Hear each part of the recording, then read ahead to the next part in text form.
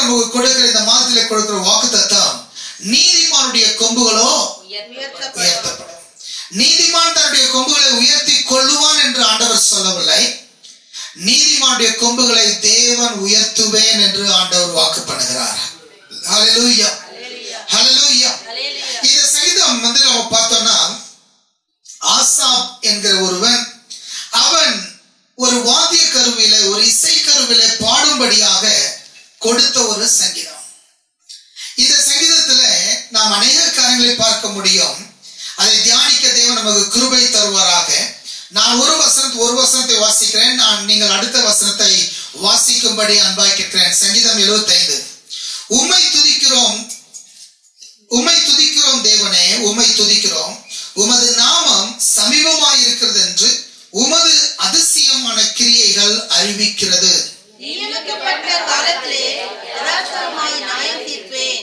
பூமியானது அதன் எல்லா குடிகளோடும் கரைந்து போகிறது. அதன் தூண்களை நான் நிலைநிறுத்துகிறேன்.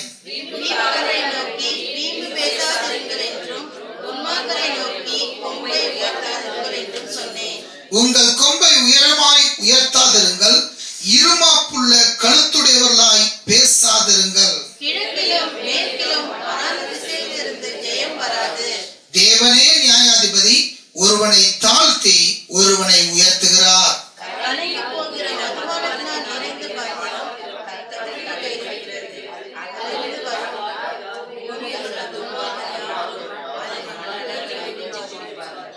நானோ என்றென்றைக்கும் இதை அறிவித்து யாக்கோபின் தேவனை கீர்த்தனம் பண்ணுவேன். எல்லாரும் சேர்ந்து வாசிப்போம்.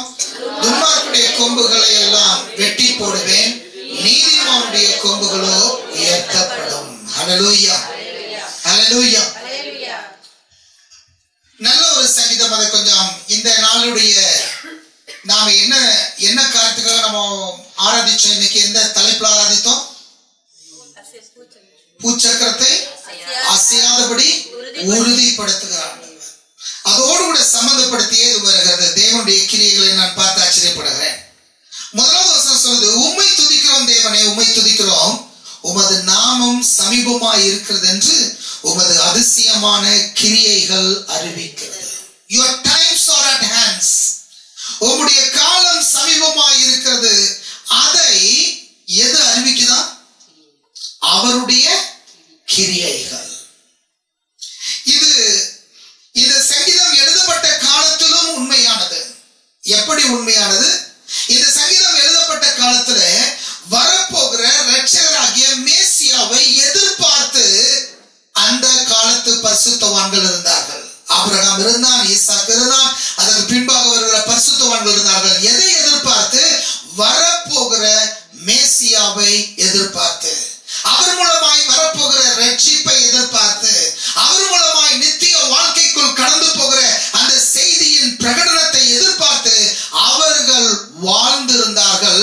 அந்த நம்பிக்கையோடு அவர்கள் மரித்தும் போனார்கள். அப்படி மரித்து போனவருடைய நம்பிக்கையை தட்டி எழுப்புவதற்காக இயேசு கிறிஸ்து கல்வாரி சிலுவையில் நமக்காக மரித்த பின்பு அவர் பாதாளத்துக்கு இறங்கினார் என்று வேதம் சொல்கிறது. அங்கே இறங்கி அவர் என்ன செய்தார்? அவர் தம் கல்வாரி சிலுவையில் பெற்ற ஜெயத்தை அங்கே பிரகடனப்படுத்தினார். He proclaimed. அவர் அங்கே பிரகடனப்படுத்தினார். எதை பிரகடனப்படுத்தினார்? இதோ நீங்கள் காத்திருந்த அந்த காத்திருப்பு வீணாகவில்லை, இந்த காத்திருப்புக்கு ஒரு முடிவு வந்தது என்று சொல்லி தாம் சிலுவையிலே பாவத்தை மேற்கொண்டதை, உலகத்தின் பாவத்தை சுமந்து தீர்க்கிற தெய்வ ஆட்டுக்குட்டியாய் நமக்காக கல்வாரி சிலுவையில் கடைசி சொட்டு ரத்தம் வரைக்கும் சிந்தி மரித்ததை ஆண்டவர் அங்கே பிரகடனப்படுத்தினார். பிசாசின் தலை நசுக்கப்பட்டதை அங்கே தேவன் பிரகடனப்படுத்தினார். ஹல்லேலூயா. உங்களுடைய நம்பிக்கை வீண் போகவில்லை. அவர்கள் அதை எதிர்பார்த்து வாழ்ந்தார்கள். அதற்கு பின்பாக ஆண்டவர் இந்த மாம்சத்தில் இந்த உலகத்தில் சுற்றித்திருந்த போது அவர் பேசின ஒரு வாக்கியம், அடிக்கடி பேசின ஒரு வாக்கியம், கர்த்தருடைய ராஜ்யம் சமீபமாய் இருக்கிறது. ஹல்லேலூயா. The kingdom of God is at hands. அதுக்கு பின்பாக அவருடைய சீஷர்கள் பேசினது, கர்த்தருடைய ராஜ்யம் சமீபமாய் இருக்கிறது. அன்றைக்கும் இந்த வார்த்தை உண்மை உள்ளதாக இருந்தது. and இன்றைக்கு இந்த வார்த்தை மிக மிக மிக மிக அர்த்தம் உள்ளதாய் நம்முடைய வாழ்க்கையில் இருக்கிறது. ஹல்லேலூயா, ஹல்லேலூயா.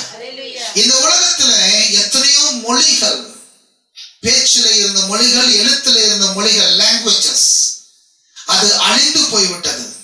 ஏனென்றால் அதை பேசுபவர்கள் இல்லை.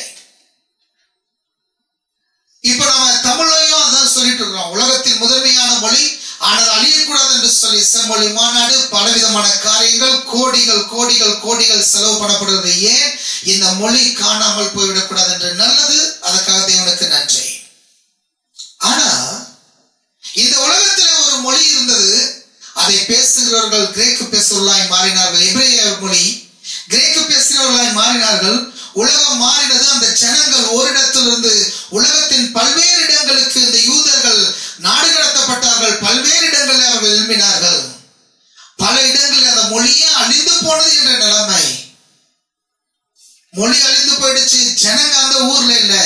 ஆனா 1948 ஆண்டு மே 15 என்று நினைக்கிறேன், மே 15 ஆண்டவர் மீண்டுமாய் இந்த ஜனத்துக்கு இஸ்ரவேல் என்கிற ஒரு தேசத்தை தந்தார். ஹல்லேலூயா.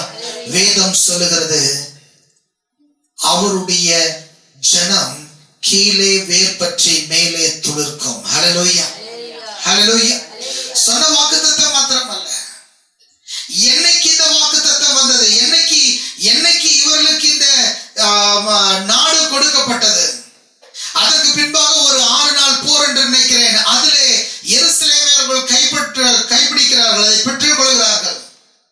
டெசோலேஷன் ஆஃப் நேஷன்ஸ் என்று சொல்லுவாங்க. அதாவது இஸ்ரவேல் அந்த முதலாவது நேபுகாத்நேச்சாருடைய முதலாவது சிறைப்பிடிப்பு, தானியேல் சிறைப்பிடித்து கொண்டு போகப்பட்டது. அந்த நாளிலிருந்து கணக்கு போட்டு பார்த்தால் கரெக்டாக ஒரு நாள் வருகிறது. அந்த நாள் தான் இஸ்ரவேல் தேசம் உலகத்தில் உருவானது மீண்டுமாய். Exact day by day. அதற்கு பின்பாக எருசலேம் மீண்டுமாய் இஸ்ரவேலுடைய கையிலே வந்தது. the exact day எது? மூன்றாவது சிறைப்பிடிப்பிலிருந்து எக்ஸாக்ட் டே. ஆண்டவர் தம்முடைய கிரியைகளின் மூலமாய் அவர் பலமாய் பேசிக் கொண்டிருக்கிறார். ஹல்லேலூயா. இந்த நாட்கள் நடக்கிற பல காரியங்கள் அவருடைய கிரியைகள் மூலமாய் ஆண்டவர் பேசிக்கொண்டே இருக்கிறார். கேட்க நம்முடைய காதுகள் ஆயத்தமாய் இருக்கிறதா? இயேசுடைய முதலாம் வருகை, இரட்சகராகிய இயேசுவின் வருகை, இந்த உலகத்தின் பாவத்தை சுமந்து தீர்க்கிற தேவனாய் இந்த உலகத்தில் நமக்காக கல்வாரி சிலுவையில மரிக்க வேண்டிய அவருடைய முதலாம் வருகையை குறித்து பரிசுத்த வேதாகமம் 800க்கும் அதிகமான இடத்திலே சொல்லப்படுகிறது, தீர்க்கதரிசனம் சொல்லப்படுகிறது. அது அப்படியே ஆம் என்றும் ஆமேன் என்றும் இயேசுவின் வாழ்க்கையில் நிறைவேறினது. இயேசுடைய இரண்டாம் வருகையாகிய இயேசு ராஜாதி ராஜாவாய் கர்த்தாதி கர்த்தராய், இயேசு இந்த உலகத்தை நியாயம் தீர்க்க போகிறவராய், இயேசு இந்த உலகத்தில் தம்முடைய ஜனங்களை தம்மோடு கூட சேர்த்துக் கொள்வதை குறித்து 3000க்கும் அதிகமான தீர்க்க தரிசனங்கள் வேதாகமத்தில் உண்டு. 800 தீர்க்க தரிசனங்களையே ஆண்டவர் ஒவ்வொன்றையும் நேர்த்தியாய் நிறைவேற்றினார் என்றால் இந்த 3000க்கும் அதிகமான தீர்க்க தரிசனத்தை நிச்சயமாய் என் தேவன் தம்முடைய இரண்டாம் வருகையை நிறைவேற்றுவார். ஹல்லேலூயா, ஹல்லேலூயா, ஹல்லேலூயா. அருமையான தேவனுடைய பிள்ளையே, என் தேவன் தம்முடைய கிரியைகளினாலே அவருடைய நாள் சமீபமாய் இருக்கிறது என்று அறிவித்துக் கொண்டிருக்கிறார். இதை எதிர்பார்க்காத மாந்தர்களுக்கு அவருடைய நாள் மிகுந்த ஆச்சரியமாக, பயம் உள்ளதாக, கலக்கம் உள்ளதாக இருக்கும். எதிர்பார்க்கிற தேவ ஜனத்துக்கோ அது ஒரு ஆசீர்வாதத்தின் நாளாய், வெகு நாளாய் காத்திருக்குதல் இருதயத்தை இளைக்க பண்ணும். விரும்பினது வரும்போதோ அது ஜீவ விருட்சத்தை போல இருக்கும் என்பது போல பரவசமாய் ஆசீர்வாதமாய் மாறும். நாம் எந்த கூட்டத்தில் இருக்கிறோம் என்பதை கவனித்து பார்க்க வேண்டும். His works declares that his time is near. அவருடைய கிரியைகள், அவருடைய காலம் சமீபமாய் இருக்கிறது என்பதை அறிவிக்கிறது. ஹல்லேலூயா, ஹல்லேலூயா, ஹல்லேலூயா. அடுத்த வார்த்தை எப்படி சொல்லுது? நியமிக்கப்பட்ட காலத்திலே யதார்த்தமாய் நியாயம் தீர்ப்பேன். அது சொல்றாரு. On the right time, I am going to judge this world. யார் வேணா எப்படி வேணா பேசட்டும், யார் வேணா என்ன வேணா செய்யட்டும். ஆனா ஒரு நாள் வருகிறது, தேவன் நியமித்த நாளிலே அவர் நியாயம் தீர்க்க வருகிறார். ஹல்லேலூயா. அவர் ராஜாதி ராஜாவாய் கர்த்தாதி கர்த்தராய் உலகத்தை நியாயம் தீர்க்கிற தேவனாய் அவர் வருகிறார். நியமிக்கப்பட்ட காலத்துல அது நிச்சயமாய் நிறைவேறும். ஆமென், ஆமென், ஆமென். அது வரைக்கும் நம்மளை பார்த்து இந்த உலகம் பைத்தியம்னு சொல்லலாம், இந்த உலகம் பிழைக்க தெரியாதவன்னு சொல்லலாம். ஆனா தேவன் நியமிக்கப்பட்ட காலத்திலே அவர் நியாயம் தீர்க்க வரும்போது அவரை குத்தின கண்கள், அவரை அவமாய் பேசின வாய்கள், அவையெல்லாம் சொல்லும் இவரே தேவன் என்று. ஆமென். மூன்றாவது வசனம் இப்படியா சொல்றது, பூமியானது அதன் எல்லா குடிகளோடும் கரைந்து போகிறது, அதன் தூண்களை நான் நிலை நிறுத்துகிறேன். பூமியானது அதன் எல்லா குடிகளோடும் கரைந்து போகிறது. ஒண்ணுமே செய்யாம விட்டுட்டா எல்லாம் அழிந்து நாசமாகிவிடும். அதுதான் உண்மை. கொஞ்சம் யோசிச்சு பாருங்க, ஒரு இடம் இருக்கு, அந்த இடத்தை நீங்க ஒண்ணுமே பண்ணாம விட்டீங்கன்னா கொஞ்ச நாள்ல அது கரையான் வரும், திருப்பி செடிகள் வரும், காட்டு செடிகள் வரும், திருப்பி மிருகங்கள் தங்குற இடமாய் மாறும், அதுல எல்லா விதமான அசுத்தங்களும் வர ஆரம்பிக்கும். அதே போலதான் மனிதனும் ஒண்ணுமே செய்யலன்னா அவன் அழிவை நோக்கி போய்கொண்டே இருப்பான். The theory of entropy சொல்லுவாங்க, சாக்கோஸ். ஒண்ணு செய்யலன்னா நம்ம அழிவுக்கு நேரா தான் போவோம். நம்ம நிறைய பேர் இந்த உலகத்தில் இருக்கிற சயின்ஸ் சொல்லும், நாம முன்னேற்றத்தின் பாதையிலே போய்கொண்டிருக்கிறோம், முன்னேற்றத்தின் பாதையில போய்கொண்டிருக்கிறோம். No, it is wrong. நம்ம முன்னேற்றத்தின் பாதையில போகல. நாம ஒன்னும் சரியான பாதையை பிடிக்கலன்னா நம்ம முன்னேற்றத்தின் பாதையில போகல. மனிதன் நினைக்கிற எல்லா முன்னேற்றங்களும் அது அழிவின் பாதைக்கு நேராய் போய்கொண்டிருக்கிறது. ஒரு சில வருஷங்களுக்கு முன்னாடி நம்முடைய தமிழகத்துல மற்ற குழந்தை, மற்ற பெண்கள், மற்ற ஒரு குறிப்பிட்ட சமுதாயத்தை தவிர மற்ற சமுதாயத்தில் இருக்கிற பெண்கள் மேலாடை அணியக்கூடாது என்கிற சட்டம் இருந்தது. அப்படி மேலாடை அணிய வேண்டுமானால் அதற்கான வரி செலுத்த வேண்டும். மீறி அணிந்தவர்களுடைய மார்பகங்கள் கத்தியினால் வெட்டப்பட்டு எத்தனையோ பெண்கள் மரித்திருக்கிறார்கள். இது நம்முடைய சரித்திரம். எத்தனை பேர் இந்த சரித்திரம் தெரியாது. அப்படியாக இருந்த அந்த காரியத்தை அதற்கு அப்புறமா வந்த தேவனுடைய பிள்ளைகள் இந்த உலகத்திலே நல்ல விதமான சிந்தனை வர வேண்டும் என்று சொல்லி எதிர்பார்க்கிற ஜனங்கள் இவங்க எல்லாம் செய்து பல போராட்டங்களை செய்து பலவிதமான மரணங்களை, ரத்தங்களை அதற்கு பலியாக ஒப்பு கொடுத்து பெரிய ஒரு கேஸ்ல வெற்றி பெற்று எல்லாரும் மேலாடை அணியலாம் என்று சொல்லுகிற நிலைக்கு நம்முடைய தமிழகத்தில் வந்தது. நான் சொல்றது நார்த் இந்தியால, தமிழ்நாட்டில் சொல்றேன். அப்போ மேலாடை இன்றைக்கு பெண்கள் அணிவதற்கு மாபெரும் யுத்தம் நடந்தது, மாபெரும் போராட்டம் நடந்தது, பலவிதமான கலக்கங்கள் நடந்தது. நாம சில வருஷங்களுக்கு இந்த பக்கம் வந்ததுனால முன்னாடி நடந்தது நமக்கு தெரியவில்லை. ஆனா இன்றைக்கு நம்ம அறிவியல் முன்னேற்றம், ஆசீர்வாதத்தின் முன்னேற்றம் என்று சொல்லி போய்கொண்டிருக்கிறனா இப்பொழுது கொஞ்சம் கொஞ்சமாய் ஆடைகளை களைந்து கொண்டு வருகிறோம். எந்த அடிமைத்தனத்தில் இருந்தோமோ அந்த அடிமைத்தனத்திலிருந்து ஜெயத்தை பெறுவதற்கு நாம் போராடி யுத்தம் செய்து பலவிதமான போராட்டங்கள் செய்து இந்த சுதந்திரத்தை பெற்றுக்கொண்டோம். ஆடை அணிவது என்னுடைய தனிப்பட்ட சுதந்திரம் என்று சொல்லி போராடின நம்முடைய தமிழகத்துல இன்றைக்கு நான் ஆடை அணியாமல் போது என்னுடைய சுதந்திரம் என்று போராடுகிற அவல நிலைக்கு வருகிறோம். யோசிச்சு பாருங்க. மூணாவது வசனத்தை, பூமியானது அதன் எல்லா குடிகளோடும் கரைந்து போகிறது, ஆனா அந்த கரைந்து போகிறது மத்தியிலே அதன் தூண்களை நான் நிலைநிறுத்துகிறேன். தேவன் சொல்றார், அதன் தூண்களை நான் நிலைநிறுத்துகிறேன். சில இடங்கள்ல கட்டடம் விழுந்துரும், ஆனா அது தூண் மட்டும் நிற்கும். இன்னைக்கும் ஏதேன்ஸ் பல விதமான காரியங்கள் தேசங்களுக்கு போகும்போது அந்த பழைய கட்டடங்கள்லாம் இடிந்திருக்கும், ஆனா தூண்கள் மட்டும் நிற்கும். அது போல உலகத்துல ஆங்காங்கே தேவன் தூண்களை நிலைநிறுத்தி இந்த மனித சமுதாயம் அழிந்து போகாதபடி தேவன் பாதுகாத்துக் கொண்டு வருகிறார். நேபுகாத்நேச்சார் அதுல ஒரு உதாரணம், கோரேஸ் அதுல ஒரு உதாரணம். பிறப்பதற்கு முன்னதாகவே அவர்களை குறித்து சொல்லப்பட்ட தீர்க்கதரிசிகள் தேவன் ஒரு சில தூண்களை நிலைநிறுத்துகிறார். எதற்கு? மனித குலம் முற்றிலுமாய் அழிந்து போகாதபடிக்கு. அவருடைய நாள் வந்து கொண்டிருக்கிறது. அதுக்குள்ள விட்டுருந்தா நாமளே நம்மளை அடிச்சு சத்துட்டு போயிருப்போம்.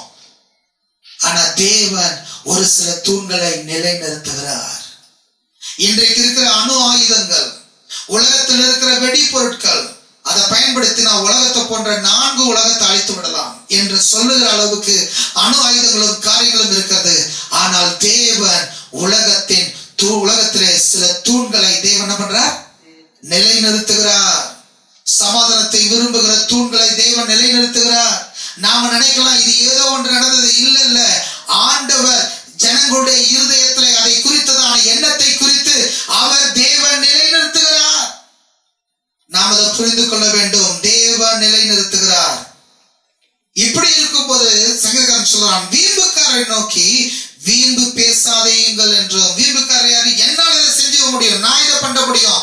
இல்ல சகோதரனே, இல்ல சகோதரிய, நமக்கு தெரிஞ்சதெல்லாம் அழிவுக்கு நேரான வழி.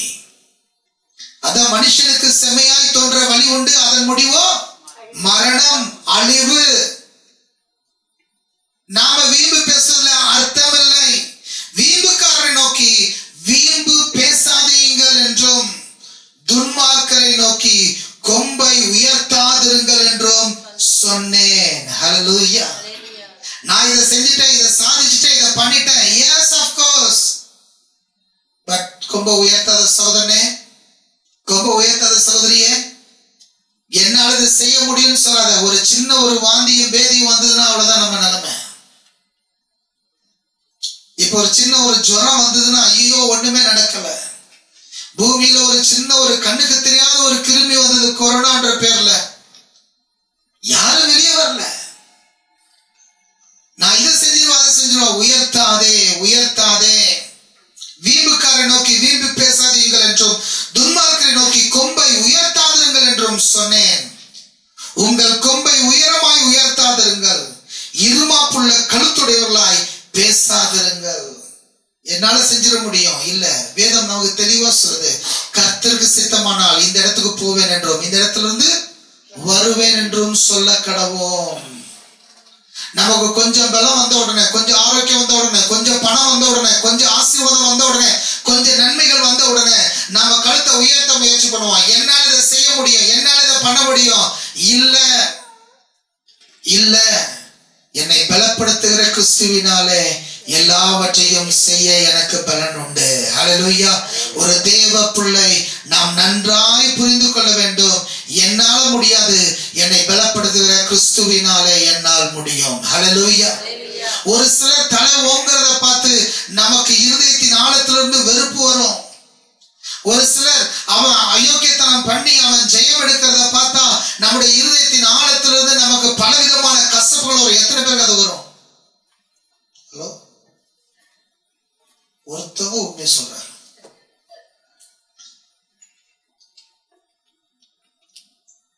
ஓகே, ஆனா ஒண்ணு புரிந்து கொள்ளணும், என் தேவன் அவர் அனுமதி தான் இது நடக்குது. அவர் நினைச்சிருந்தாருன்னா உயிரை என்ன பண்ண முடியும்? எடுத்திருக்க முடியும். நமக்கு மேல இருக்கிறவங்க, நம்மளோட அதிகாரத்தில் படைச்சவங்க இந்த காரியத்தெல்லாம் செய்யும்போது ஐயோ இவெல்லாம் இப்படி இருக்கிறானே, ஒண்ணுமே ஆக மாட்டேங்குது. ஆண்டுகிட்ட சொன்னா தப்பு கிடையாது, ஆனா பக்கத்துல இருக்கவங்க கிட்ட சொன்னதான் தப்பு. அப்போ நாம ஒண்ணு புரிஞ்சுக்கணும், ஆண்டவர் ஒரு நொடி பொழுதிலே வாரி இருப்பார். ஆனா தேவன் அனுமதித்திருக்கிறார். அவரை விட நமக்கு பெரிய அக்கறை வேண்டாம். ஹல்லேலூயா. அவரை விட நமக்கு பெரிய அக்கறை வேண்டாம். He knows it perfect.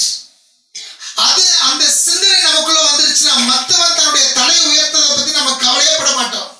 சிலர் பாத்தீங்கன்னா அவங்கள பத்தி ரொம்ப பெருமையா பேசிட்டு இருப்பாங்க. பேசிட்டு போ, பேசிட்டு போ. நீ பேசுறதுனால நான் இன்னும் 2 பேசுவேன், எனக்கு அவசியம் இல்லை, எனக்கு அவசியம் இல்லை. ஏன்னா உன்னை பேசுவதற்கு உனக்கு நாவுல ஜீவனை கொடுத்திருக்கிறது என்னுடைய ஆளுகை செய்கிற தேவனாகிய கர்த்தர் என்பதை நான் அறிவேன். ஹல்லேலூயா. நீ உன் பலத்தினால நீ படிட்டன்னு சொல்லி பேசுற, உனக்கு இருக்கிற திறமையினால சாதிச்சுன்னு சொல்லி பேசுற, பேசிட்டு போ. ஆனா எனக்கு தெரியும் உன்னை பேசுவதற்கு அனுமதித்திருக்கிறவரும் என் தேவனாகிய கர்த்தர். ஹல்லேலூயா. அது ஓட்டு நான் பேச வேண்டிய அவசியம் இல்ல, ஓட்டு நான் போராட வேண்டிய அவசியம் இல்ல. என் யுத்தம் வேற, என் செயல்பாடு வேற. உங்கள் கொம்பை உயரமாய் உயர்த்தாதிருங்கள், இருமாப்புள்ள கழுத்துடையவர்களாய் பேசாதிருங்கள். மற்றவங்க பேசினாலும் கவலைப்படாத, நீயும் பேசாத, நானும் பேசக்கூடாது. நான் நிற்பதும் நிர்மூலமாகாதிருப்பதும் அவருடைய சுத்த கிருபை. நம்முடைய காலங்களை தேவன் தம்முடைய கரத்தில் வைத்திருக்கிறார். அவருடைய இரக்கத்தினாலே இந்த ஜீவனையும் இந்த சுகத்தையும் இந்த பலத்தையும் நீங்கள் நானும் பெற்றிருக்கிறோம் என்பதை மறக்காம, ஆண்டவரே நான் இருப்பது உம்முடைய கிருபை என்று சொல்லி ஓட தேவன் நமக்கு கிருபையும் இரக்கத்தையும் தருவாராக. ஹல்லேலூயா. அடுத்தது, உங்கள் கொம்பை உயரமாய் உயர்த்தாதிருங்கள், இருமாப்புள்ள கழுத்துடையவர்களாய் பேசாதிருங்கள். கிழக்கிலும் மேற்கிலும் வனாந்திர திசையிலும் இருந்து ஜெயம் வராது. ஜெயம் எங்கிறது வரும்? குதிரை யுத்த நாளுக்காக ஆயத்தமாக்கப்படும், ஆனால் ஜெயமோ கர்த்தரால் வரும். நிறைய நேரத்தில் நமக்கு நினைப்பட தெரியுமா, வலது புறத்துல இருந்து இடது புறத்துல இருந்து கிழக்குல இருந்து மேற்குல இருந்து நமக்கு ஜெயம் வரும். இந்த ப்ராஜெக்ட் நமக்கு ஜெயத்தை தரும், இந்த ஒரு படிப்பு நமக்கு ஜெயத்தை தரும், இந்த ஒரு திருமணம் நமக்கு ஜெயத்தை தரும், இந்த ஒரு உறவு எனக்கு ஜெயத்தை தரும், ஒரு ஆசீர்வாதத்தை தரும். சகோதரனே சகோதரியே, தேவன் நமக்கு தந்திருக்கிற எல்லா படிப்புக்காக, எல்லா ஞானத்துக்காக, எல்லா உறவுக்காக, எல்லா விதமான நன்மைகளுக்காக தேவனுக்கு நன்றி, தேவனுக்கு நன்றி. ஆனா ஒன்ன புரிந்து கொள்ளுங்க, எனக்கு ஜெயம் தேவனிடத்திலிருந்து வரும். ஹல்லேலூயா. அது என் கணவன் மூலமா வரலாம், என் மனைவி மூலமா வரலாம், என் பிள்ளைகள் மூலமா வரலாம், என்னுடைய படிப்பின் மூலமா வரலாம், எனக்கு இருக்கிற ஆரோக்கியத்தின் மூலமா வரலாம், எனக்கு தேவன் கொடுக்கிற திறமை மூலமா வரலாம். எது வேணாலும் அதுக்கு காரணமா இருக்கலாம். ஆனா அவை எல்லாவற்றையும் என்னுடைய வாழ்க்கையில கொண்டு வருகிறவர் என் தேவனாகிய கர்த்தர் என்பதை மறக்க கூடாது. ஹல்லேலூயா. ஹல்லேலூயா. அப்ப நாம ஒண்ணு புரிந்துக்கணும், கிழக்கிலும் மேற்கிலும் வனாந்திர திசையிலிருந்து ஜெயம் வராது. நமக்கு ஜெயம் வரணும்னா தேவன் நமக்கு ஜெயத்தை தரணும். ஹல்லேலூயா. நமக்கு நிறைய நண்பர்கள் நமக்கு அதிகாரத்துல இருக்கலாம், அரசாங்கத்துல நமக்கு நிறைய தலைவர்களை தெரியலாம், நமக்கு நிறைய நண்பர்கள் நமக்கு உறுதுணையா இருக்கலாம், அவர்கள் எல்லாம் நமக்கு உதவியும் செய்யலாம். ஆனா ஜெயம் அவர்களிடத்தில் இருந்தல்ல, ஜெயம் கர்த்தராலே வருகிறது. ஆமென். ஜெயம் கர்த்தராலே வருகிறது. தேவனே நியாயாதிபதி, ஒருவனை தாழ்த்தி ஒருவனை உயர்த்துகிறார். ஆண்டவர் நியாயாதிபதி, ஒருவனை தாழ்த்தி ஒருவனை உயர்த்துகிறார். ஏன் பாஸ்டர் உடனே செய்யறது இல்லை? அதுதான் நமக்கு கேள்வி. ஏன் பாஸ்டர் உடனே செய்யறது இல்லை? தேவ பிள்ளைய ஆண்டவர் நமக்கு தெரிந்து கொள்ளுதலை கொடுத்திருக்கிறார், சாய்ஸஸ் கொடுத்திருக்கிறார். ஏதாவது ஒரு இடத்துல 100 ரூபாய் போட்டா 10,000 ரூபாய் நாளைக்கு கிடைக்கும்னு சொல்றான்னா நீங்க நம்புவீங்களா? ஹலோ, எத்தனை பேர் நம்புவீங்க? 100 ரூபாய் இன்னைக்கு போட்டா நாளைக்கு 10,000 ரூபாய் கிடைக்கும் அப்படின்னு சொன்னா எத்தனை பேர் நம்பி 100 ரூபாய் போடுவீங்க? ஹலோ, உங்ககிட்ட தான் கேட்கிறேன். எத்தனை பேர் நம்பி போட மாட்டீங்க? ஓகே, யாரும் போட மாட்டீங்க. Okay, fine. சரி, யாரோ ஒருத்தர் போட்டாரு, அவருக்கு அடுத்த நாள் 10,000 ரூபாய் வந்து, அதுக்கு அடுத்த நாள் 100 ரூபாய் போட்டாரு, அதுக்கு அடுத்த நாள் 10,000 ரூபாய் வருது. நீங்க என்ன பண்ணுவீங்க? போடுவீங்க. கரெக்ட், போடுவோம். சரி, அதே காரணம் சொல்றாங்க. இப்ப 100 ரூபாய் போட்டீங்க, அடுத்த நாள் 10,000 ரூபாய் கொடுத்தாச்சு, அடுத்த நாள் 10,000 ரூபாய் கொடுத்தாச்சு, அடுத்த நாள் 10,000 ரூபாய் கொடுத்தாச்சு. அப்ப நம்ம எல்லாரும் போடுவோம். போடுவோம். 100 ரூபாய் பெரிய ஒரு அமௌண்ட் இல்ல. Okay, fine. இப்ப 100 ரூபாய் கொடுத்துட்டு ஒரு வருஷம் கழிச்சு 10,000 ரூபாய் கொடுக்கணும்னு அடுத்த ஸ்கீம் சொல்றாங்க. எத்தனை பேர் போடுவீங்க? போட மாட்டோம், போட மாட்டோம். சரி, ஒருத்தர் போட்டாரு, அடுத்த வருஷம் 10,000 ரூபாய் கிடைச்சு. ஜனவரி 1ஆம் தேதி 2024ஆம் ஆண்டு போட்டாரு. 2025ஆம் தேதி 5வது வருஷம் ஜனவரி 1ஆம் தேதி 10,000 ரூபாய் கிடைச்சிச்சு. திருப்பி 2ஆம் தேதி ஸ்கீம் ஓபன் ஆகுது. எத்தனை பேர் போடுவீங்க? நான் போட மாட்டோம். ஏன்னா அவன் தப்பிச்சு போறதுக்கு நிறைய நாள் இருக்கு, காலங்கள் இருக்கு. அவர் ஹியூமன் மைண்ட். ஆண்டவர் இன்னைக்கு நான் செய்யற தவறுக்கு உடனே அடிச்சு அது நம்ம எல்லாரும் பார்த்தோம்னா நாம தவறு செய்யக்கூடாதுன்றதுனால தவறு செய்யாம இருக்க மாட்டோம், அவர் அடிச்சிருவாருன்றதுனால தவறு செய்யாம இருப்போம். உதாரணத்துக்கு UAE துபாய் எல்லாம் போனீங்கன்னா நீங்க உங்களுடைய கார் லேன்ல இருந்து மாறவே முடியாது. ஏன்னா உங்களுக்கு தெரியும், மாறினா அடுத்தது வீட்டுக்கு என்ன வந்துடும், ஃபைன் வந்துடும். இப்ப அங்க கூட போண்டா, இந்த கேரளா ரோட்ல போனீங்கன்னா ஒரு 80 கிலோமீட்டருக்கு மேல உங்க கார் போச்சுன்னா என்ன ஆயிடும், ஃபைன் வந்துடும். முன்னாடிலாம் நம்ம ஆளுங்க என்ன பண்ணியிருந்தாங்க, அவங்களுக்கு ஒரு கேமரா ஆப் உண்டு. கரெக்டா 1 கிலோமீட்டர் 2 கிலோமீட்டருக்கு அந்த பக்கம் வரும்போது அந்த கேமரா ஆப் என்ன பண்ணும், சொல்லும் இதோட அடுத்த 2 கிலோமீட்டர்ல உனக்கு கேமரா இருக்குது, அதெல்லாம் என்ன பண்ணு, ஸ்லோ பண்ணு. உடனே 80ல இருந்து 65 ஸ்பீடுக்கு வந்துருவோம். அடுத்தது கேமரா தாண்டின உடனே அடுத்து எப்படின்னு நமக்கு தெரியும், அடுத்து ஒரு 10 கிலோமீட்டருக்கு அப்புறமா தான் கேமரா உடனே ஃபாஸ்ட் எடுப்போம். ஆனா இப்போ ரொம்ப டெக்னிக்கா பண்ணிட்டான், ரொம்ப பண்ணிட்டான். இந்த கேமரால இருந்து அந்த கேமரா வரைக்கும் டிஸ்டன்ஸ் கால்குலேட் பண்ணி எவ்வளவு டைம் நம்ம போறோம்னு கால்குலேட் பண்ணான். அதனால நடுவில் எங்க ஏறினாலும் அடுத்த கேமரா அடிச்சிடும். கேரளால கொண்டு வந்துட்டாங்க, எங்க ஏறினாலும் அடுத்த கேமரா அடிச்சிடும். சோ இந்த கேமரா இருக்கிறதுனால நான் ஸ்லோவா போகணும்னு நினைக்கிறவன் இந்த கால்குலேஷன் இல்லைன்னு தெரிஞ்சுன்னா அடுத்தது ஃபாஸ்டா போக ஆரம்பிச்சிருவான். ஆனா இப்போ இதுவும் வந்ததுனால வேற வழி இல்லை, இப்படிதான் போகணும், இல்லைன்னா ஃபைன் வந்துடும். ஆண்டவர் அப்படி நம்மளை கீழ்ப்படிய தேவன் விரும்புகிற தேவன் அல்ல. அதனாலதான் கால தாமதமாகிறது. நாம விரும்புவது நாம தேவன் நம்மை நன்மை செய்வார் என்று சொல்லி எதிர்பார்த்து நம்மை அர்ப்பணித்து அந்த காரியத்துக்குள் கடந்து போக தேவன் விரும்புகிறார். ஹல்லேலூயா. சோ ஆண்டவர் உடனுடன் செய்யாததுக்கு அது முக்கியமான ஒரு காரணம். தேவனின் நியாயாதிபதி ஒருவனை தாழ்த்தி ஒருவனை உயர்த்துகிறார். காலதாமதமாகும், ஜெயத்திற்கும் காலதாமதமாகும், அழிவுக்கும் காலதாமதமாகும். நீங்க அதுல நல்லா பார்க்கணும்னா எங்க பார்க்கணும், தலைமுறைகளை பார்க்கணும். இந்த குடும்பம் இருந்தது, அவங்களுடைய முதலாவது தலைமுறை, அவங்களுடைய அடுத்த தலைமுறை, அவங்களுடைய அடுத்த தலைமுறை. ஓ, இத்தனை தலைமுறைகள் இப்படி இருக்குது, இத்தனை தலைமுறைகள் இப்படி இருக்குது. அதை எடுத்து நீங்க ஒரு ரிசர்ச் பண்ணி பாருங்க. அப்ப தெரியும், ஒரு தலைமுறை கர்த்தரை சேவிக்கும், அது தலைமுறை தலைமுறையாய் தேவனுடைய சந்ததி எனப்படும். It's hard to calculate. அதனால சங்கீதக்காரன் சொல்லுறான், எனக்கு கற்றுக் கொடுத்தவர்களே நான் ஞானியா இருக்கிறேன், ஏனென்றால் உம்முடைய பிரமாணங்களை நான் தியானிப்பதினாலே. It is a hard work. அது ஒரு கடினமான வேலை.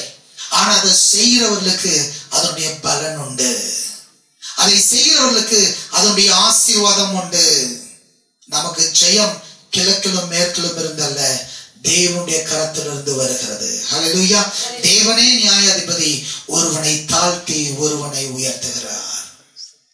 Look to the generations. நீ படுகிற பாடுகள் வீணாய் போவதில்லை. தேவனுடைய தலைமுறைகளை ஆசீர்வதிப்பார், உன்னையும் ஆசீர்வதிப்பார், உன் தலைமுறைகளையும் ஆசீர்வதிப்பார். தலைமுறை தலைமுறையாய் 1000 சந்ததி வரைக்கும் இரக்கம் பாராட்டுகிற தேவன் அவர். ஹல்லேலூயா, ஹல்லேலூயா.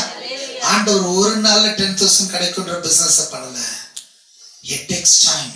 ஆனா ஒண்ணு, அவர் நியாயாதிபதி, ஒருவனை உயர்த்துகிறார், ஒருவனை தாழ்த்துகிறார். கலங்கி பொங்குகிற மதுபானத்தினால் நிறைந்த பாத்திரம் கர்த்தருடைய கையில் இருக்கிறது. கலங்கி பொங்குகிற சில கேம்ஸ் எல்லாம் முடியும் போது அவங்க அந்த மதுபானத்தை பண்ண சாம்பியன் இப்படி அடிச்சு இப்படி அடிப்பாங்க, அந்த புஷ்ன்னு வரும். கலங்கி பொங்குகிற, பார்க்கறதுக்கு நல்லா இருக்கும், வாயில வச்சா ஒண்ணுமே இருக்காது, நிறையதான் இருக்கும். கலங்கி பொங்குகிற மதுபானத்தினால் நிறைந்த பாத்திரம் கர்த்தருடைய கையில் இருக்கிறது. அதிலிருந்து பார்க்கிறார், பூமியில் உள்ள துன்மார்க்கர் யாவரும் அதன் மண்டல்களை உறிஞ்சி குடிப்பார்கள். துன்மார்க்கர் உறிஞ்சி குடிப்பாங்க. பார்க்கறதுக்கு பிரம்மாண்டமா இருக்கும், பார்க்கறதுக்கு பல காரியங்களா இருக்கும், தங்களுக்கு பெரிய ஒரு ஜெயத்தை பெற்றுக்கொண்டது போல ஒரு திருப்தி இருக்கும், பல காரியங்கள் இருக்கும். No use my dear brother, no use my dear sister. நானோ என்றென்றைக்கும் இதை அறிவித்து, எதை அறிவித்து? அவர் நீதியுள்ள நியாயாதிபதி என்பதை அறிவித்து, அவர் தமக்கு சித்தமானதை செய்கிறார் என்பதை அறிவித்து, பூமியை அவர் நிலைப்படுத்துகிறார் என்பதை அறிவித்து, நானோ என்றென்றைக்கும் இதை அறிவித்து. இதை அறிவிக்கும் போது மற்றவங்களுக்கு நம்ம முட்டாள போல இருப்போம். ஆண்டவருடைய அந்த கோபம் என்கிற மதுபான பாத்திரத்திலிருந்து அது நுரை சாப்பிடும்போது நம்மளை பார்த்து பைத்தியக்காரத்தனம் போல இருக்கும். நானோ என்றென்றைக்கும் இதை அறிவித்து யாக்கோபின் தேவனை கீர்த்தனம் பண்ணுவேன். உன்னை போல நான் ஒரு ஸ்டாண்ட் எடுக்கல. நான் யாக்கோபின் தேவனை கீர்த்தனம் பண்ண போகிறேன். நான் இதை தொடர்ந்து அறிவிக்க போகிறேன், என்றென்றைக்கும் அறிவிக்க போகிறேன். எனக்கு ஏதோ ஒரு ஆசீர்வாதம் கிடைக்கும் என்பதற்காக அல்ல. நான் என்னுடைய வேலை இது. நான் என்றென்றைக்கும் இதை அறிவித்து யாக்கோபின் தேவனை கீர்த்தனம் பண்ணுவேன். ஏன் யோசேப்பின் தேவன் ஏன் இஸ்ரவேலின் தேவன் என்று சொல்ல? ஏன் யாக்கோபின் தேவனை கீர்த்தனம் பண்ணுவேன்? நான் யாரும் இல்லாமல் இருந்தபோது தேவன் என்னை தேடி வந்தார். நான் ஒன்றும் இல்லாமல் இருந்தபோது தேவனை தேடி வந்தார். என்னை தேடி வந்த தேவனை நான் கீர்த்தனம் பண்ணுவேன். தாவீது சொல்கிறார், நான் ஆடுகளுக்கு பின்னே இருந்த என்னை தேவன் சிங்காசனத்தில் உட்கார வைத்தார். அந்த தேவனுக்கு முன்பாக இன்னும் நான் நீசனாவேன். ஹல்லேலூயா, ஹல்லேலூயா. இன்னும் நான் நீசனாவேன். சொந்த மனைவி சொல்றா, நீ ஏன் இப்படி பண்ற? நீ ராஜாவாயிட்ட, இப்படி நீ நடனம் ஆடலாமா? இவன் சொல்றான், என் தேவனுக்கு முன்பாக இன்னும் நான் நீசனாவேன். ஏன் தெரியுமா? ஆடுகளுக்கு பின்னே இருந்த என்னை என் தகப்பன் மறந்து போனார், என்னுடைய சகோதரர்கள் மறந்து போனாங்க. ஆனா என் தேவன் என்னை மறக்கல. என்னை அங்கிருந்து கூட்டி கொண்டு வந்து என்னை சிங்காசனத்திலே உட்கார வைத்தார். ஹல்லேலூயா. நான் கோலியாத்தோடு யுத்தம் பண்ணதுக்கு முன்னதாக அந்த போர்க்களத்திலே நான் போகும்போது, ஏன் இங்கே வந்தாய் என்று சொல்லி என்னுடைய சகோதரனை அதட்டி என்னை திரும்ப வீட்டுக்கு அனுப்புகிற முயற்சியில இருந்தார்கள். ஆனால் என் தேவனோ எனக்காக ஒரு யுத்த களத்தை ஏற்படுத்தி என் விரல்களை அந்த யுத்தத்துக்கு ஜெயம் பெறத்தக்கதாக என் விரல்களை பலப்படுத்தி அதிகாரப்படுத்தி திறமையுள்ளதாய் மாற்றி அதிலே ஜெயத்தை தருகிற தேவன் அவர். ஹல்லேலூயா, ஹல்லேலூயா. எனக்கு ஜெயம் வந்தது என்று சொல்லி இஸ்ரவேலில் இருக்கிற பெண்கள் சவுல் கொண்டது 1000, தாவீது கொண்டது 10000 என்று பாட்டு பாடின பொழுது அதனாலே பொறாமை அடைந்து தாவீதை கொலை செய்யும்படி சவுல், யாரினால் இந்த தேசத்துக்கு நன்மை வந்ததோ, யாரினால் இந்த தேசம் இன்றைக்கு பெலிஸ்தருடைய கையில இல்லாமல் இஸ்ரவேல் சுதந்திரமாய் இருக்கிறதோ அவர்களை கொலை செய்யும்படிக்கு சவுல் திட்டமிட்டு தாவீதை கொலை செய்ய பல முயற்சி செய்தோம். தாவீது கர்த்தரிலே தன்னை திடப்படுத்தி கொண்டான் என்று வேதம் சொல்லுகிறது. ஹல்லேலூயா. காலமாகும், நேரமாகும், பலவிதமான சூழ்நிலைகள் மாறும். ஆனால் தேவனுடைய பிள்ளையாகிய நான் என்றென்றைக்கும் இதை அறிவித்து யாக்கோபின் தேவனை கீர்த்தனம் பண்ணுவேன் என்ற தீர்மானத்தோடு உன் வாழ்க்கையை ஓட கற்றுக்கொள். ஹல்லேலூயா, ஹல்லேலூயா. நாம எதிர்பார்க்கிறதெல்லாம் உடனே உடனே உடனே உடனே ஃபடாஃபட்டா நடக்கும்னா அது லாட்டரி டிக்கெட்டாக மாறிடுங்க. நான் தேவனை நம்பி அவரை விசுவாசித்து அவருடைய நாமத்தை கீர்த்தனம் பண்ணி அவருடைய செய்கைகளை அறிவிக்கிறவனாய் நான் இருக்கும் போது, தொடருவேன் என்ற தீர்மானத்தோடு இருக்கும் பொழுது, அப்படிப்பட்டவருடைய வாழ்க்கையில நீதிமானுடைய கொம்புகளோ உயர்த்தப்படும், துன்மார்க்கருடைய கொம்புகளை எல்லாம் வெட்டி போடுவேன் என்று ஆண்டவர் சொல்லுகிறார். பிள்ளையே, அவர் தூரத்திலிருந்து நம்முடைய சிந்தனைகளை, நம்முடைய எண்ணங்களை ஆராய்ந்து அறிகிற கர்த்தர். நம்முடைய எல்லா அறிவு நல்லது. வேதம் சொல்லுவது, நீ பாம்பை போல வினா உள்ளவராயும் புறாவை போல கபடற்றவராயும் இருக்கணும். அப்ப பாம்பு போல வினா உள்ளவனா இருக்கணும்னா எனக்கு நிறைய அறிவு தேவை, எனக்கு நிறைய ஞானம் தேவை. அப்போதான் என்னுடைய வாழ்க்கையில கேள்விகள் எழுப்போம். ஏன், எதற்கென்கிற கேள்விகள். அப்போ எதிராளி என்ன அழிக்கும்படி வரும் பொழுது நான் பாம்பை போல வினா உள்ளவனா இருந்து அதனுடைய அந்த கன்னிகைகளுக்கு தப்பிக்கொள்ள தேவன் நமக்கு கிருபை தருகிறார். அதற்காக தேவனுக்கு நன்றி. ஆனா ஒன்றை புரிந்து கொள்ளணும், இந்த திறமைகள்லாம் ஆண்டோட்ட காட்டக்கூடாது. இந்த திறமையெல்லாம் ஆண்டோட்ட காட்டக்கூடாது. உன் பக்கத்துல இருக்கிற உன்னை அழிக்கணும்னு நினைக்கும் போது அவன்கிட்ட திறமையை காட்டி தப்பி, உன்னுடைய தேசம் அதிகாரிகள் உன்னை அழிக்க நினைக்கும் போது அங்கே திறமையை காட்டி தப்பி. ஆனா தேவன்கிட்ட இந்த திறமையை காட்ட முயற்சி பண்ணாத. ஏன்னா அதை கொடுத்தவரே தேவனாய் இருக்கிறார். ஹல்லேலூயா. சாக்கு போக்கு சொல்லி நாம தப்பிக்கிறது ரொம்ப எளிது மத்தவங்க கிட்ட. தேவன்கிட்ட சாக்கு போக்கு சொல்லாத. தேவன்கிட்ட ஒப்புக்கொடு. ஆமாண்டவரே செஞ்சுட்டேன். மற்றவங்கிட்ட சொல்லும் போது ஏன் லேட்டு, அது bus late, car late, tyre puncture, அது அப்போ இது பண்ணிட்டாங்க, அது பண்ணிட்டாங்க, அது செஞ்சுட்டாங்க, இது பண்ணிட்டாங்க. ஆண்டவர்கிட்ட வரும்போது ஆண்டவரே எஸ் லேட் ஆயிடுச்சு, என்ன மன்னிச்சுக்கோங்க. இதுதான் நம்ம வாழ்க்கையில எல்லாவற்றிலும் கடைபிடிக்க வேண்டிய ஒன்று. ஆண்டவர்கிட்ட வரும்போது சாக்கு போக சொல்லாத. ஆண்டவர்கிட்ட வரும்போது உன்னுடைய வாய் ஜாலத்தினால, உன்னுடைய வார்த்தையினால அவரோட போராடி ஜெயிச்சிடலாம் நினைக்காத. யாக்கோபு நினைச்சான், அவரோடு போராடினா இல்ல கடைசியில இல்ல ஆண்டவரே. இன்னும் வேதத்தில் அநேகர் போராடினாங்க. No, we will never win the race with God. தேவனோடு போராடுற போராட்டத்தில் நம்ம ஒரு நாளும் ஜெயிக்க முடியாது. அக்செப்ட் பண்ண, உன்னை ஜெயிக்கிறவனாய் தேவன் மாற்றுவார். ஹல்லேலூயா, ஹல்லேலூயா. அக்செப்ட் பண்ண, உன்னுடைய கொம்பை உயர்த்துகிறவர் தேவனாய் இருப்பார். அக்செப்ட் பண்ண. இதுலதான் நம்முடைய இருதயத்தை ஆண்டவர் ஆராய்ந்து பார்க்கிறார். ஆராய்ந்து பார்த்து அது துன்மார்க்கம் என்று தெரியும் பொழுது ஆண்டவர் வெட்டி போடுவேன் என்று சொல்லுகிறார். அதுல நீதி, தேவன் நேசிக்கிற நேசம் இருக்கிறது என்று தேவன் அறியும் பொழுது அவனுடைய கொம்பை தேவன் உயர்த்துகிறார். ஹல்லேலூயா. அவனுடைய கொம்பை தேவன் உயர்த்துகிறார். காலமாகும், நேரமாகும், ஆனால் கர்த்தரை நம்புவர்களுக்கு ஜெயம் நிச்சயம். கண்களை மூடுவோம், தலைகளை தாழ்த்துவோம். ஆண்டவர் பார்த்து சொல்லுங்க, ஆண்டவரே நீர் நியாயாதிபதி டாடே. பூச்சக்கரத்தை அசையாதபடி நிலைப்படுத்துகிற தேவன் நீர். இங்கே ஒரு காரியம் சொல்லப்படுகிறது, இங்கே ஒரு காரியம் சொல்லப்படுகிறது.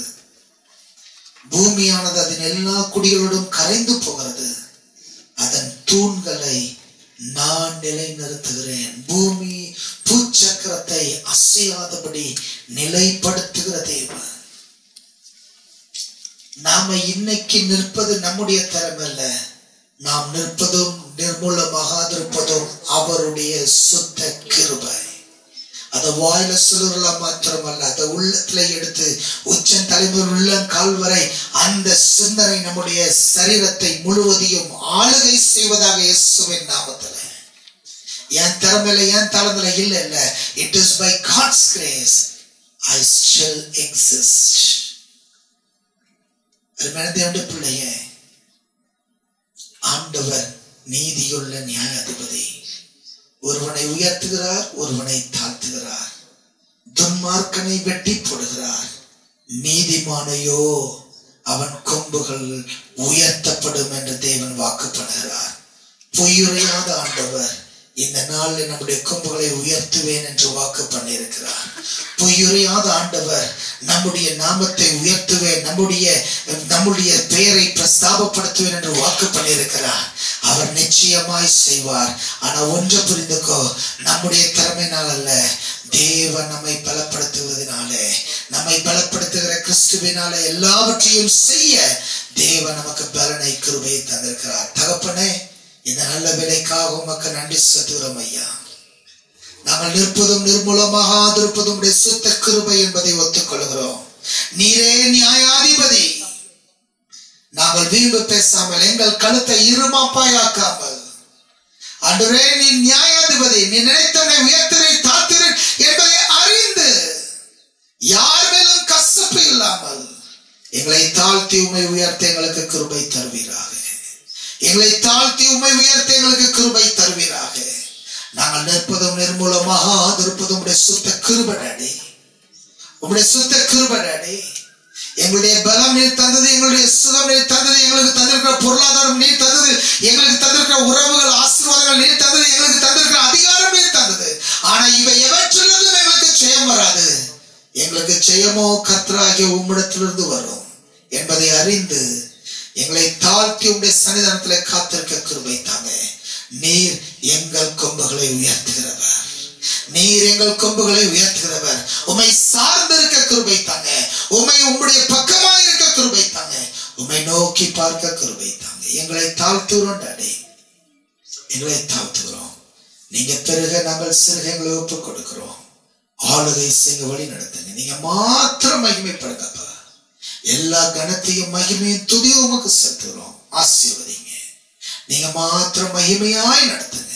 எங்க வாழ்க்கையில நீங்க பொறுப்படுகிறடி. எங்களுடைய வாழ்க்கையும் உம்முடைய கரத்தில் இருக்கிறது என்பதை ஒருமுறை கூட இந்த காலைவேளை அங்கீகரிக்கிறோம். ஆசீர்வதிங்க. இயேசுவின் நாமத்தில் கேட்கிறோம் நல்ல